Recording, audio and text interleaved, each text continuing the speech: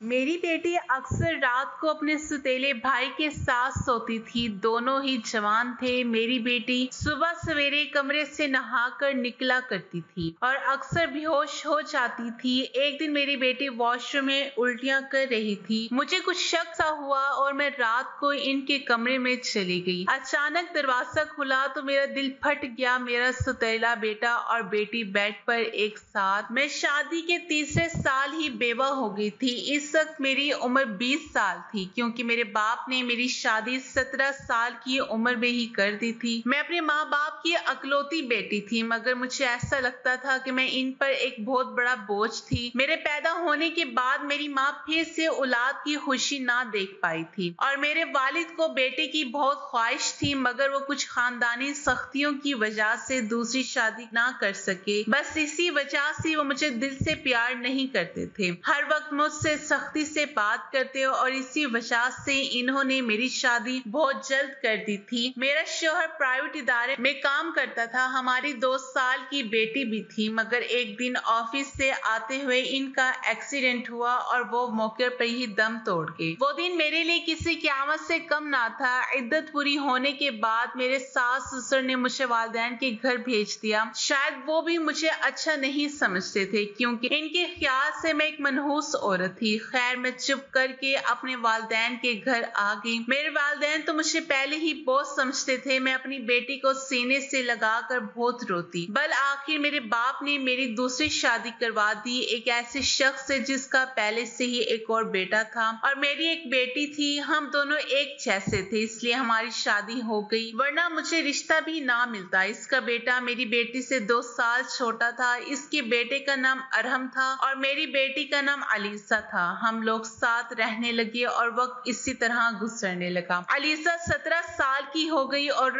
अरहम 15 साल का, जब अरहम के वालिद साहब इस दुनिया से चले गए, यानी कि मेरा दूसरा शौहर भी फौत हो गया। इनकी तबीयत बड़ी खराब रहती थी, इसलिए इनकी बीमारी के साथ ही इस तरह गुसर बसर हो रहा था। घर हमारा था, इसलिए किराए की टेंशन नहीं थी। एक दिन हम सब सो रहे थे कि बहुत ही जोर से आवाज आई। मेरा दिल तो फट गया। मैं बुरी तरह डर गई। मैंने देखा ये तो अरहम के कमरे से आवाज आई थी और इसके कमरे की छत गिर चुकी थी। मैं पूरी तरह घबरा गई कि कहीं अरहम भी तो छत के नीचे नहीं आ गया। वो तो मेरे शौहर की आखिरी निशानी थी। मैं भागकर इसकी तरफ गई तो वो वहां नहीं था और शायद बाथरूम जाने के लिए उठा था और शायद इसी तरह इसकी जान बच गई थी, क्योंकि इसके कमरे की छत गिर गई थी। मैंने अल्लाह ताला का शुक्र अदा किया, लेकिन अब हमारे पास इतने पैसे नहीं थे कि हम दोबारा से छत गिरवा सके। कमरे को तो कबाड़ बन गया था। सारी छत गिर चुकी थी और बस इसको इसी के हाल पर छोड़ दिया। इसके बाद मैंने अपने लिए बिस्तर किचन में डाल दिया और कमरे में दोनों बच्चों को सोने के लिए कह दिया, क्योंकि बाहर तो बहुत सर्दी थी और बाहर कोई सो नहीं सकता था और कमरे में एक बेड और एक चारपाई थी। 2 लोग भी बड़ी मुश्किल से सो पाते। अब वो दोनों कमरे में सो जाते थे। मजबूरी थी, क्या करते।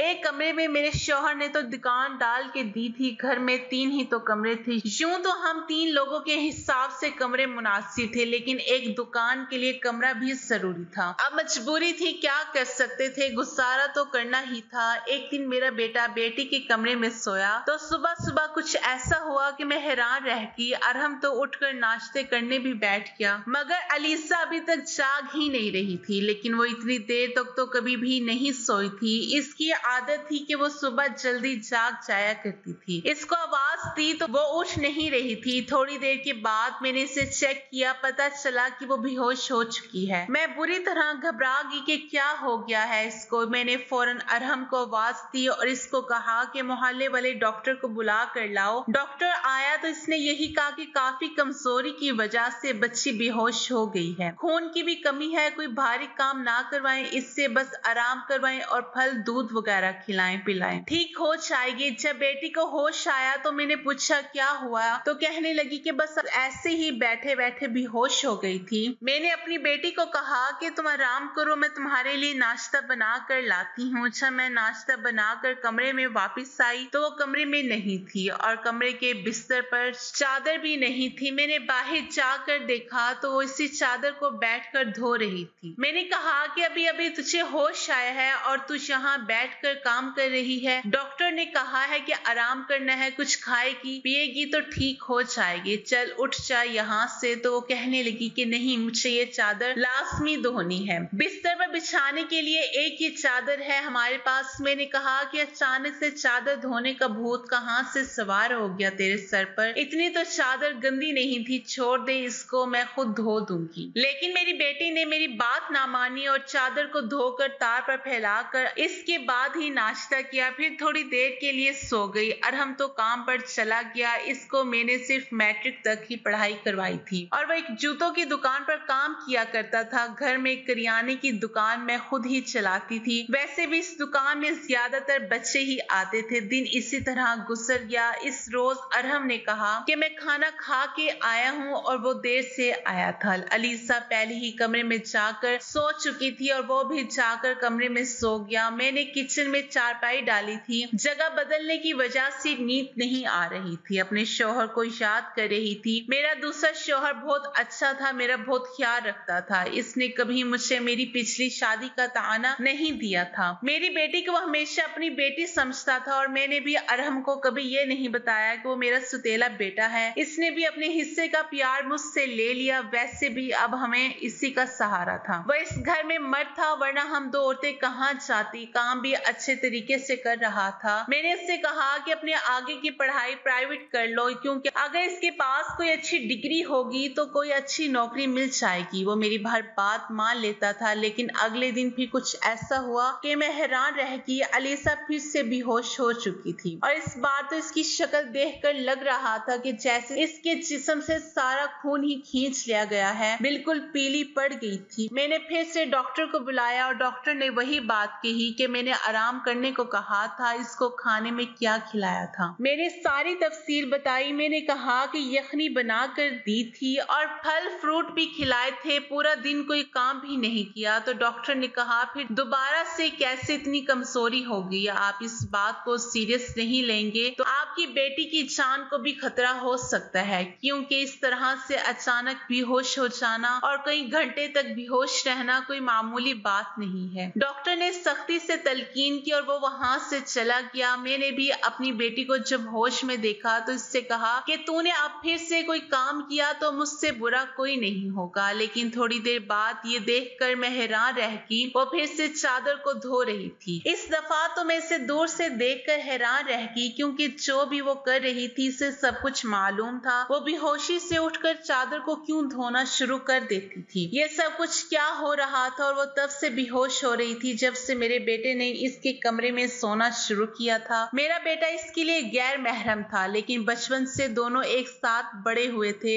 इन दोनों में तो बहन भाइयों से भी ज्यादा मोहब्बत थी। फिर ऐसा क्या हो रहा था कि मेरी बेटी की तबीयत दिन ब दिन खराब होती जा रही थी। वह जवान लड़की थी, अभी तो इसकी शादी भी नहीं हुई थी। जवानी में तो औरत में बहुत ताकत होती है। औरत तो कमजोर तब होती है जब वो बच्चे पैदा करती है, तो उसके अंदर बिल्कुल भी ताकत नहीं रहती। लेकिन जवान लड़कियां यूं बेहोश होने लगे, ये तो कोई नॉर्मल बात नहीं थी। इसने चादर धोकर तार पर फैला दी। वो आस पास भी ऐसे देख रही थी कि जैसे मैंने उसे देखा तो नहीं है। मैं किचन में खड़ी ये सब कुछ देख रही थी। मैंने भी इसको जताया नहीं। लेकिन मेरी बेटी कर क्या रही थी? वो फिर से बिस्तर पर लेट की और इसने अपने ऊपर करने वाली चादर ओढ़ ली ताकि मुझे पता ना चले नीचे वाली चादर है या नहीं। मैंने इसको नाश्ता करवाया और दवाई दी। दुकान अच्छी नहीं चल रही थी। हमारी दुकान पर कोई बड़ा गाहक नहीं आता था। सिर्फ बच्चे ही गोलियां टाफियां लेने आते थे जो 5-10 रुपए देकर चले जाते। इस तरह से तो काम चलने वाला नहीं था। मैं बहुत परेशान थी, लेकिन ये बात अपने बच्चे को नहीं बताती थी और अरहम को इन चीजों के मुतालिक कुछ भी नहीं बताया, क्योंकि वो पहले ही नौकरी कर रहा था। अब अगर ऐसे में ये बात भी बताती तो वो और भी ज्यादा परेशान हो जाता। लेकिन मैं खुद परेशान थी। ऊपर से डॉक्टर ने कहा था कि बेटे को अच्छी चीजें खिलाएं। घर में तो दाल रोटी के पैसे भी पूरे नहीं हो रहे थे। लेकिन एक दिन कुछ बहुत ही अजीब हुआ। मैंने अपने बेटे और बेटी को कुछ ऐसे बातें करते सुना जिनकी मुझे बिल्कुल भी समझ नहीं आई। मेरे बेटे ने कहा कि तुमने तो अभी से अपनी तबीयत खराब कर ली है, इस तरह तो नहीं चलेगा। अगर तुम्हें इतना मसला हो रहा है तो फिर हम ये सब नहीं कर सकते। मेरी बेटी ने कहा कि नहीं, मुझे ये काम करना है। इसी तरह के मौके बार बार नहीं मिलते और मुझे क्या पता था कि मेरे साथ ये सब कुछ हो जाएगा। मुझे तो पता ही नहीं था कि मेरे अंदर इतनी भी जान नहीं है। मेरे बेटे ने कहा कि अब तो तुम्हें पता है ना, तुम्हारी जिंदगी को दांव पर नहीं लगा सकते। तो मेरी बेटी का कहना था कि नहीं, सिर्फ 2-4 हफ्तों की तो बात है, इसके बाद ये मौका नहीं मिलेगा। क्या हो रहा था ये सब कुछ, मुझे इनकी बातों की कुछ समझ नहीं आ रही थी। एक दिन तो ये मंजर देखकर मैं हैरान रह गई। सुबह सुबह ही मेरी बेटी ने चादर को फिर से धोकर दीवार पर डाला हुआ था और वो एक तरफ खड़ी होकर उल्टियां कर रही थी। मैंने कहा कि क्या हो गया है तुम्हें? तो कहने लगी कि अचानक से मेरा दिल खराब हो गया। मैंने कहा कि क्या मतलब है इस बात का कि दिल खराब हो गया तुम्हारा? क्या खा रही हो तुम ऐसा, और चादर को बार बार क्यों धोती हो? क्या छिपा रही हो तुम? अगर मुझे पता चला कि तुमने ऐसी वैसी कोई हरकत की है जिससे मेरी और तुम्हारे बाप की इज्जत दांव पर लग गई, तो मैं तुम्हें कभी माफ नहीं करूंगी। मेरी बेटी हैरान रह गई। इसने कहा, अम्मी आप किस तरह की बातें कर रही हैं? लगता है आपने कोई फिल्म देखी है या कोई ड्रामा देखा है, या फिर किसी ने आपके कान भरे हैं जो इस तरह की बातें कर रही हैं। मैं ऐसा क्यों करूंगी? और अगर मैंने इस चादर को धोया है तो क्या हुआ है? गंदी हो गई थी, बस इसलिए धो दी। क्या आपको पता है कि कई दिन से मेरी तबीयत खराब है, दवाइयां खाने की वजह से मेरे पेट में भी प्रॉब्लम हो रहा है। अगर मुझे उल्टी आ गई तो इसका कोई और मतलब नहीं है। मेरी बेटी मुझसे इस तरह से बात कर रही थी। मैंने इसके मुंह पर थप्पड़ दे मारा और वह जमीन पर गिर गई। वहीं पर मेरा बेटा भी आ गया। इसने कहा कि अम्मी आप क्या कर रही हैं? आपने इस पर हाथ क्यों उठाया? तो मैंने कहा, हाँ मैंने मारा है। अच्छा किया, मुझे इस पर हाथ उठाना चाहिए था, लेकिन अभी तक मैं पूरी तरह बात की तह तक नहीं पहुंची हूँ। जिस दिन मुझे पता चल गया तुम दोनों के बारे में, इस दिन देखना अब मुझे खुद पता नहीं कि मुझे क्या हो गया था। मेरे दिल में जो बात आ रही थी मैंने वही बोल दी, जो कि मुझे इस तरह नहीं करना चाहिए था। रात को अचानक मेरी आंख खुली और मैंने देखा कि मेरे बच्चों के कमरे की लाइट ऑन थी, और मैं ये सोचकर परेशान हो गई कि इस वक्त वो क्या कर रहे थे। इनको तो इस टाइम सो जाना चाहिए था, और दोनों मुझसे तो शाम को कह रहे थे कि आज हम जल्दी सो जाएंगे। मैं जब कमरे के करीब गई तो वो ना सिर्फ जाग रहे थे बल्कि बातें भी कर रहे थे। इसी बात पर बहुत ज्यादा खुश हो रहे थे। मेरा बेटा कह रहा था कि तुम बहुत खुशकिस्मत हो, तो बेटी कहने लगी कि हाँ खुशकिस्मत हूँ, लेकिन अभी कल फिर मेरी तबीयत खराब हो जाएगी। अम्मी को परेशान देखकर अच्छा नहीं लग रहा। कब तक इनसे झूठ बोलेंगे? बेटा बोला, बस कुछ दिन और कर लेते हैं, फिर सब ठीक हो जाएगा। मैं इनकी बातें सुनकर हैरान रह गई। आज मुझसे रहा नहीं गया। मैंने कमरे के दरवाजे को खोलने की कोशिश की तो मजीद हैरान रह गई। इन्होंने दरवाजे को अंदर से बंद क्यों किया था? क्या वजह थी दरवाजा बंद करने की? क्या था? वैसे भी अब मौसम बदल रहा था, इनको दरवाजा खोलकर सोना चाहिए था। मैंने दरवाजे पर बार बार दस्तक देना शुरू कर दी, लेकिन इस तरह से दस्तक देने के बावजूद भी इन लोगों ने दरवाजे खोलने में आधा घंटा लगा दिया। और इसके बाद जो मैंने कमरे में देखा तो इनके अलावा कोई भी नहीं था, और वो दोनों ऐसी शक्ल बनाकर बैठे थे कि जैसे नींद से जागे हैं। मैंने कहा कि झूठ नहीं बोला करो, तुम लोग जाग रहे थे और बातें कर रहे थे। इन्होंने कहा कि हम क्यों इस टाइम जागेंगे और बातें क्यों करेंगे? हमारा कौन सा कल पेपर है जो हम तैयारी कर रहे थे? हम लोग तो सो रहे थे। मुझे इन दोनों की हरकतें समझ नहीं आ रही थी। मेरे पास बोलने के लिए कोई बात ही नहीं थी, क्योंकि वो दोनों तो ऐसे ही बैठे थे जैसे नींद से जागे हैं। इसके बाद मैंने इनको कुछ नहीं कहा और वहां से चली गई, लेकिन मैं समझती थी कि कोई ना कोई गड़बड़ जरूर है। मैं ये देखकर हैरान रह गई कि एक दिन मेरी बेटी के बाजू पर नील के निशान भी थे। ये तो जख्म के निशान थे। कुछ समझ नहीं आ रही थी कि इसे क्या लगा था। मैंने इससे पूछा तो इसने कहा कि छुरी लगी है, लेकिन छुरी उंगली पर लगती है, बाजू पर नहीं। वो भी इतनी दफा मेरी बेटी मुझसे कोई ना कोई बात छुपा रही थी। कभी बेहोश हो जाती थी, कभी इसके जिस्म पर अजीबो गरीब किस्म के निशान होते थे, और कभी उठकर अपने बेड की चादर धोने लग जाती थी और मुझे कमरे में जाने भी नहीं देती थी। मेरा दिमाग जिस तरफ जा रहा था मैं वैसे सोचना नहीं चाहती थी। मेरी गलती थी। मैंने आग और पानी को क्यों एक साथ रखा? मुझे ऐसा नहीं करना चाहिए था। मैंने सोच लिया कि मुझे क्या करना है। मुझे दीन की बहुत अच्छी समझ थी। जब सगे बहन भाई को इस्लाम ने 10 साल की उम्र में ये हुक्म दिया है कि इनका बिस्तर अलग कर दो, तो फिर मैं कैसे सुतेले बहन भाई को एक ही कमरे में सुला रही थी? ये मेरी गलती थी जब हम दीन के खिलाफ जाएंगे तो मसाइल तो पैदा होंगे। जिस किस्म के ख्यालात मेरे जहन में आ रहे थे, अगर खुदा ना खास्ता वो सच होते तो फिर सारा का सारा कसूर मेरा है। अब मैं अपने बेटे और बेटी पर नजर रखती थी। एक दिन अरहम अलीसा को कोई चीज लाकर दे रहा था। मैं इनकी बात सुनने लगी। इसने कहा कि ये दवाई है, तुम इस मसले के लिए ये दवाई ले लो तो सब कुछ ठीक हो जाएगा। इसने मेरी बेटी को छुपा कर कोई गोलियां दी। मैं परेशान हो गई, किस चीज की गोलियां दे रहा है, कौन सा मसला है ये दोनों हल करना चाहते हैं और इसके बारे में मुझे पता नहीं है। और ये दवाइयां कुछ अजीब सी क्यों लग रही हैं। और मेरी बेटी ने भी दवाइयां फौरन से पकड़ ली और इनको अपने दुपट्टे के पल्लू में छुपा लिया। बेटे ने कहा कि रात को सोने से पहले खा लेना तो फिर अगले दिन तुम बेहोश बिल्कुल भी नहीं होगी। और 2-3 दिन तक तो मेरी बेटी वाकई बेहोश नहीं हुई, लेकिन उसके बाद शायद इसकी गोलियां खत्म हो गई और एक दिन फिर से वो बेहोश पड़ गई। मेरा बेटा भी घर पर नहीं था, इसलिए मैंने आज फायदा उठाने के बारे में सोचा। मैंने बहुत एहतियात से वो चादर अपनी बेटी के नीचे से खींच ली और इसको तरीके से फोल्ड कर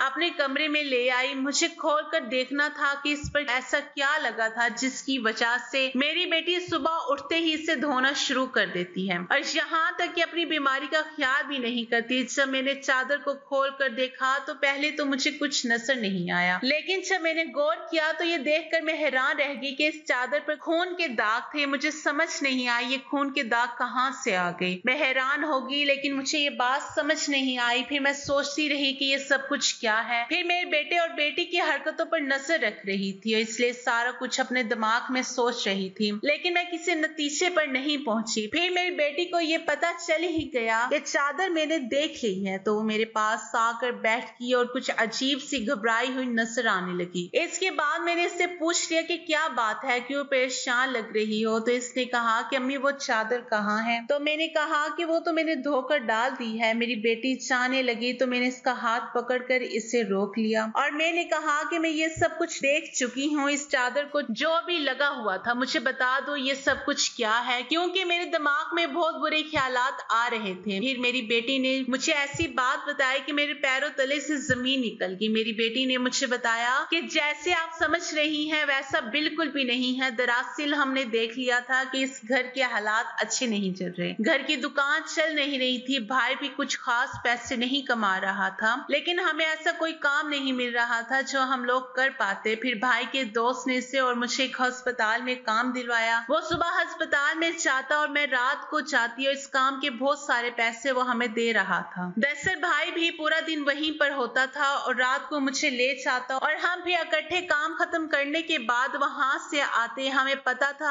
आप कभी भी हमें अस्पताल काम करने नहीं देंगी, इसलिए हम आपको ये सब कुछ बताना नहीं चाहते थे कि हम ये सब काम कर रहे हैं। और अस्पताल में जगह जगह गंदगी की वजह से एलर्जी हो जाती है, जिसकी वजह से मैं सुबह बेहोश हो जाती थी। भाई ने मुझे जो दवाई ला कर दी वो भी इसी हवाले से थी ताकि मेरी एलर्जी कम हो जाए। अम्मी भाई का वो दोस्त बहुत अमीर है और इस काम के बहुत ज्यादा पैसे दे रहा था और हमने इतने पैसे बना लिए हैं कि हम इस कमरे की छत भी डलवा सकते हैं और घर का कुछ राशन भी ले सकते हैं। हमें पता है कि आपको अस्पताल में जॉब करना पसंद नहीं है, इसलिए हमने आपको ये बात नहीं बताई थी, लेकिन आपने तो न जाने क्या क्या सोच लिया, हम पर इतना शक किया। उस दिन आपने जो बातें की वो हमारे दिमाग में तीर की तरह जाकर लगी थी। मैं जानती हूँ कि वो मेरा सुतेला भाई है, लेकिन वो मेरे सगे भाइयों की से भी बढ़कर है। इसने हर बार सिर्फ हमारे बारे में ही सोचा है कि देखा जाए तो हम इसके क्या लगते हैं। इसका बाप भी तो इस दुनिया से जा चुका है और इसके अपने रिश्तेदार भी हैं जो कि हमसे बहुत ज्यादा अमीर हैं। वो इनके साथ भी जाकर तो रह सकता है, लेकिन वो फिर भी हमारे साथ रहता है क्योंकि वो हमें अकेला नहीं छोड़ना चाहता। इसने हमेशा मुझे अपनी बहन ही जाना है, कभी मुझसे कोई गलत बात नहीं की। वो हमारा साथ भी देता है, हमारे लिए सब कुछ करता है। पूरा दिन वो काम करता है, रात को मैं इसकी मदद करती थी। वो कहता था कि वो रात में भी ये सब कुछ कर लेगा, लेकिन फिर भी मैं इसकी मदद कर रही थी। मुझे ये सुनकर बड़ा अफसोस हुआ क्योंकि मैंने वाकई बहुत ज्यादा गलत बात सोच ली थी, इतनी ज्यादा गलत बात कि जो बिल्कुल भी मुझे सोचनी नहीं चाहिए थी। मैंने ये बात अरहम को नहीं बताई और मेरी बेटी ने भी इसे बताने से मुझे मना किया था कि मुझे सारी बात का पता चल गया है, क्योंकि अब ये काम वैसे भी खत्म हो गया था और मैं इसकी नजरों में और ज्यादा गिरना नहीं चाहती थी। इसने कमरे की छत डलवा दी और अब हमारा घर का कमरा भी ठीक हो गया था। आहिस्ता आहिस्ता आहिस्ता हमने बहुत मेहनत की। मेरी बेटी ने भी घर में बच्चों को ट्यूशन पढ़ाना शुरू कर दिया। हमारे हालात पहले से बेहतर होने लगे। आहिस्ता आहिस्ता इतने बेहतर हो गए कि हमारे घर में कोई तंगी नहीं रही थी। मेरे साथ जिंदगी ने बहुत बुरा किया, लेकिन अच्छा ये किया, मुझे बहुत ज्यादा नेक औलाद दी। चाहे वो औलाद मेरी अपनी थी या पराई, मेरे दोनों बच्चे ही माशाल्लाह बहुत ज्यादा नेक और मेहनती हैं और इस बात को समझते हैं। अभी इनकी मेहनत के दिन है, हाथ पर हाथ रख कर नहीं बैठ सकते, क्योंकि इनके सर पर बाप नहीं है और मैं भी कुछ खास नहीं कर सकती। इनको इस बात का एहसास है और ये वाकई बहुत बड़ी बात है। अल्लाह का शुक्र है कि अब सब कुछ ठीक है। शुक्र है खुदा का कि वो सब नहीं हुआ जो मैं सोच रही थी, लेकिन ऐसा हो भी सकता था। अगर ऐसा होता तो मैं कहाँ जाती। बस आखिर में इतना कहना चाहूंगी कि जो खुदा का हुक्म है वही हुक्म हमें बचा लाना चाहिए। हमारे बच्चे समझदार हैं, उनके दिल में ऐसी कोई बात नहीं है, लेकिन फिर भी मैं ऐसी माओ को नसीहत करूंगी कि इस मामले में सख्त एहतियात करें और वो गलती ना करें जो मैंने की है। मुझे दोनों को एक कमरे में रखना नहीं चाहिए था, क्योंकि जो ना हुआ वो भी हो सकता था और अगर हो जाता तो सब कुछ खत्म हो जाता। हमें सबसे पहले अपने रब का हुक्म सामने रखना चाहिए और रब का यही हुक्म है कि जब बच्चे 10 साल के हो जाएं तो इनका बिस्तर अलग कर दो, और अगर ये हुक्म है तो यकीनन इसके पीछे मसलत भी है। तो ये थी आज की हमारी कहानी। वीडियो अगर पसंद आए तो लाइक और शेयर जरूर कीजिएगा। हमारे चैनल को जरूर सब्सक्राइब कीजिएगा ताकि हर आने वाली वीडियो को नोटिफिकेशन बर वक्त आपको मिल सके। शुक्रिया।